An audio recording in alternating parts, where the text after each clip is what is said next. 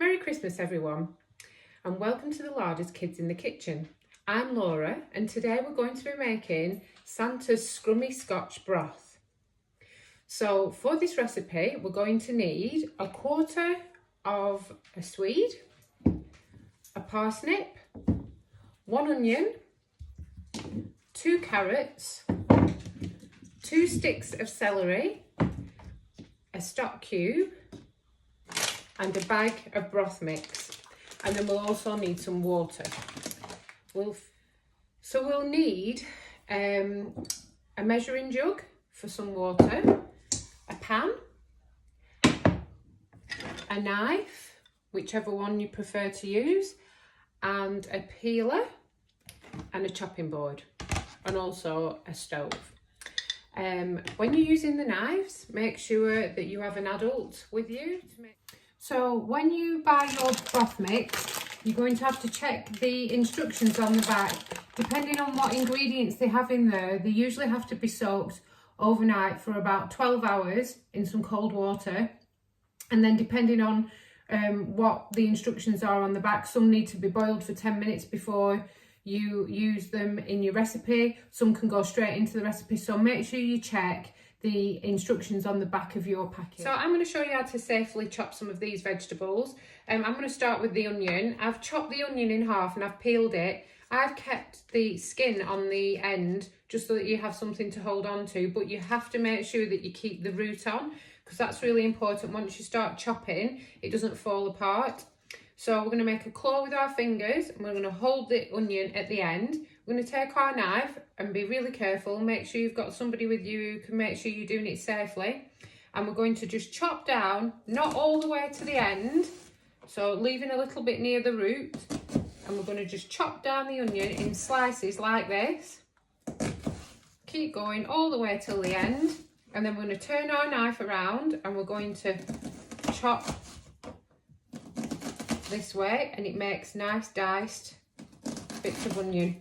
Then when you get to the end, you can chop it on, turn it on its side, keep your hands out of the way, and just chop it up until you've used all the bits of it, and you've got nice diced bits of onion. So I'm going to show you how to cut a carrot now. I've left the root on, so we can cut it similar to how we cut the onion before, and we're going to cut down the centre. So it's in half, and then we're going to turn it on its side and we're going to cut down it again, and now it's in quarters. Keep your fingers out of the way, and then you can just slice it into nice little cubes, moving your hand along the carrot to keep it steady, but always keeping your fingers out of the way. And then you'll have nice chopped up diced carrots. So you can do that with your carrot and with your parsnip and your swede, and you can do similar with the celery. You can just cut it down the centre, and then you can just slice it into nice little pieces, keeping your fingers well out of the way, moving them all the way down. So I've chopped all my vegetables up here. So I've got my parsnip nicely chopped into little quarters, a carrot, swede, and some celery, and on this plate I've got my onion chopped up. So now I'm going to put the pan on the hob, and I'm going to put it on a moderate heat with some oil. So make sure that you've got somebody with you who can supervise this. So we're going to put the oil in the pan and we're going to let that heat up, and then we're going to put our onion in. So you'll need a wooden spoon or a spatula, something to move it around, and then we can fry the onion off for a few minutes until it starts to go translucent, and then you know that it's ready. So our onion has been frying there for a little bit and it's starting to go translucent, so now we can add the other vegetables in to soften. So we can put all the vegetables in there, make sure we don't lose any. And you might want an adult to help you with this, so that somebody can keep the pan steady for you and make sure you're not getting too close to the heat. So we've added all of those vegetables in there, and you can hear them sizzling away. And we're just going to turn them around in that heat for a few few minutes until you can see that they start to soften. I'm going to also put the broth mix in. Depending on which broth mix you've got, you usually have to soak it for 12 hours or overnight. So make sure you drain the water off and rinse it off. And then we're going to add that into the pan.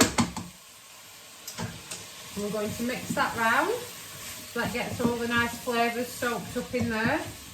And then we're going to add 500 millilitres of boiling water, which we need to get an adult to help us with a melted stock cube inside. And we're going to pour that in. And we're going to give that a good stir. So I used about half a packet of the broth mix because it doubles in size when you cook it. And during the cooking time, you might want to just keep checking to make sure that you don't need to add any more water. If the broth mix starts to soak up a lot of the water, then just add some more cold water so it doesn't become too thick. And then we're also going to add 750 ml of cold water.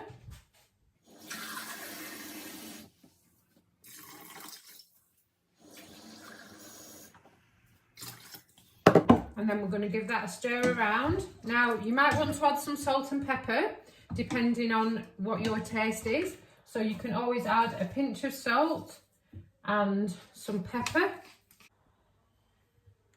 So we're going to let this come up to the boil. So you might want to turn the heat up to do that, but check that it doesn't boil over. So you need to watch it all the time and make sure somebody's with you. And then when it comes up to the boil, we're going to reduce the heat right down to a simmer. So that means that it's just slightly moving on the surface of the water. And then we're going to put the lid on the pan, and we're going to cook it for about 40 minutes. But we're going to check it and make sure that the broth mix is nice and tender and that the vegetables are cooked through nice and soft. So the soup has been simmering away for about 40 minutes. I had to add about 200 ml of cold water because my broth mix soaked up all the water and I didn't want it to be too thick. So just keep an eye on that. So I'm going to turn the heat off now, and I'm going to serve some up so you can see what it's like.